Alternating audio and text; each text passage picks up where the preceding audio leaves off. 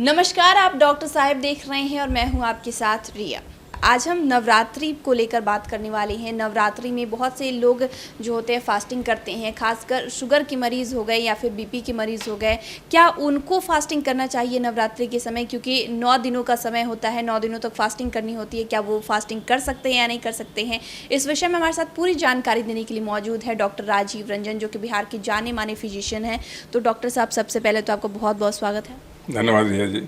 Doctor साहब, आज मैं जानना चाहूँगी आपसे कि नवरात्रि कुछ ही दिनों में शुरू होने वाली है, तो ऐसे में जो लोग फास्टिंग करेंगे, खासकर बात शुगर के पेशेंट की कर ले या फिर बीपी के पेशेंट की कर ले, तो क्या वो फास्टिंग कर सकते हैं या नहीं कर सकते? अगर करना है तो किन सावधानियों को बरतना है?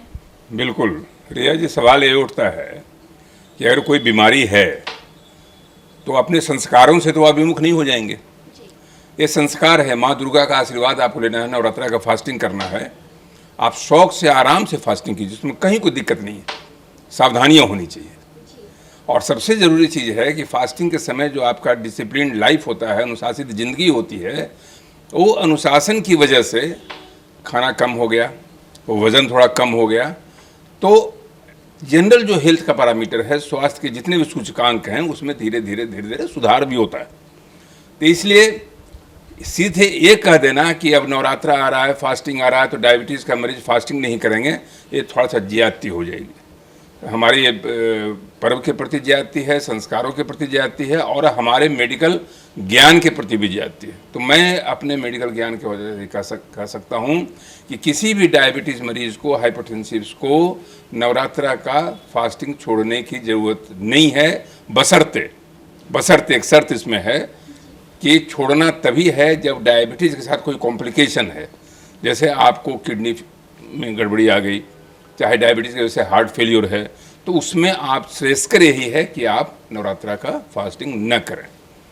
अब सवाल ये उठता है रिया जी कि सावधानियां क्या हैं, नॉर्मल डायबिटीज़ में सावधानी क्या है। एक सावधानी तो ये है कि कभी भी डायबिटीज़ के मरीजों को फेस्टिवल के दौरान दवाई स्किप करने के पहले आप 10 बार सोचें। ऐसा नहीं कि आप सोच रहे हैं कि हम फास्टिंग में हैं, हमको दवा की ज़रूरत नहीं है, ऐसा नहीं होता है। हो सकता है कि दवाई लेने के बाद ऐसी संभावना है कि आपका ब्लड शुगर फॉल कर जाए, या उस डर की वजह से, उस खौफ की वजह से आप अगर बंद कर देंगी दवाई तो आपका ब्लड शुगर काफ़ी ऊपर भी जा सकता है। अब सवाल ये उठता है कि सबसे अच्छा तो ये रहेगा कि आप घर में एक ग्लूकोमीटर मशीन जो है वो आप ज़रूर रखें फेस्टिवल के दौरान, और उसमें आप चेक कराएं। अगर ब्लड शुगर लेवल आपका कभी भी 60 के नीचे अगर हो जाए तो आप तुरंत फास्टिंग तोड़ दें और खाना खा लें। और अगर ब्लड शुगर लेवल 300 के ऊपर अगर हो जाए तो आप कहीं ना कहीं अपने अंदर जेहन में तलाश के देखिए कि हो सकता है कहीं आपने डायबिटीज़ की दवाई तो नहीं छोड़ी है, चाहे कुछ गलत तो ऐसा नहीं कर रहे हैं जिसकी वजह से आपका ब्लड शुगर 300 के ऊपर चला गया। तो उसमें अगर आप इंसुलिन ले रहे हैं तो इंसुलिन का डोज बढ़ाना होगा, दवाई ले रहे हैं तो दवाई का डोज बढ़ाना होगा, और अगर ब्लड शुगर कम जाए तो दवाई बंद करके तुरंत फास्टिंग तोड़ना है। तो सवाल ये उठता है कि आपको घर में अगर एक इंस्ट्रूमेंट रहेगा तो आप महफूज रहेंगी, बराबर अपने को सिक्योर्ड महसूस करेंगी, और दिन भर में 2 बार 3 बार चेक करते रहना। जब आप फास्टिंग तोड़ती हैं तो उसमें होता क्या है कि व्यक्ति जब भूखा प्यासा, जब शाम के समय वो व्याकुल हो जाता है, बेचैन हो जाता है, खाना देखते ही वो टूट पड़ता है, तो बंदिश नहीं रहती, परिमाण की बंदिश नहीं रहती, उसके पोषण की बंदिश नहीं रहती, कितना खाना खाएं। हो सकता है कि एक बार में वो इतना ज़्यादा खा ले कि उसका ग्लूकोज लोड बढ़ जाएगा, और जो ग्लाइसेमिक लोड बढ़ेगा, ब्लड शुगर बढ़ेगा, परेशानियाँ बढ़ेंगी। तो इसलिए जब भी आप फास्टिंग तोड़ें, इस बात का ध्यान रखें कि जो आप खाना खा रहे हैं उसका परिमाण कम रखें। फ्रूट मतलब जूसेस मत लें, या तो कोल्ड ड्रिंक नहीं लें, या कोई भी फ्रूट जूस न लें जो जिसका ग्लाइसेमिक इंडेक्स कहते हैं हम लोग, जिस खाने की वजह से तुरंत स्पाइक होता है ब्लड शुगर में, यानी जिसका ग्लाइसेमिक इंडेक्स बहुत हाई है, वैसे फूड्स का सेवन न करें। कम खाएं, जूस का सेवन न करें, कार्बोहाइड्रेट भी खाएं, प्रोटीन खाएं, फैट खाएं, सब बैलेंस हालत में खाएं। फाइबर का सेवन ज़्यादा करें शाम के समय जब आप फास्टिंग तोड़ रहे हैं, और पानी का लेवल बराबर बना के रखें। अगर आप ये सारे एहतियात को पालन करेंगे, पूरे उपवास के दौरान माँ दुर्गा का भी आशीर्वाद आपको मिलेगा, और आप चिकित्सा जगत के भी एक अच्छे नायाब मरीज के रूप में उपस्थित होंगे और डायबिटीज आपको कभी डरा नहीं पाएगा। आप निर्भय होके बिल्कुल मुक्त तरीके से आप उपवास कीजिए और नवरात्रा मनाइए। डॉक्टर साहब, जो आपने डायबिटीज़ के मरीजों के लिए बताया, बीपी के मरीजों के लिए भी कुछ सलाह देना चाहेंगे?